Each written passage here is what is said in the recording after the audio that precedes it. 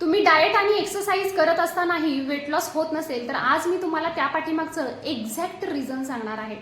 बहुतेक लोक weight loss करताना ह्या दोन चुका करतात। पहिलं म्हणजे खूप कमी खातात आणि दुसरं म्हणजे त्यांचं रुटीन इनकन्सिस्टन्स असतं। त्यामुळे काय होतं तर बॉडीला प्रॉपर न्यूट्रिशन मिळत नाही आणि मेटाबॉलिझम हळूहळू स्लो होतो। जेव्हा तुम्ही लॉंग टाइमसाठी कमी खाताय तर त्यावेळेस बॉडी एनर्जी सेव्हिंग मोडमध्ये जाते। म्हणजेच काय होतं तर कॅलरीज बर्न कमी होतो, फॅट लॉस थांबतो आणि त्यामुळे वेट स्टक होतं। म्हणूनच एफर्ट्स असूनही रिझल्ट मिळत नाही। मग सोल्युशन काय आहे? पहिलं म्हणजे बॅलन्स्ड न्यूट्रिशन घ्या, त्याच्यामध्ये protein, fibre plus good quality fat add करा। दुसरं म्हणजे तुमचं मील टाईम फिक्स करा आणि तिसरं म्हणजे तुम्ही थोडीशी strength plus light stretching add करा। त्याचबरोबर चौथं म्हणजे तुम्ही प्रॉपर स्लीप घ्या आणि स्ट्रेस कंट्रोल करा। हे सर्व फॅक्टर्स जेव्हा एकत्र काम करतात तेव्हा सस्टेनेबल रिझल्ट हा मिळतोच।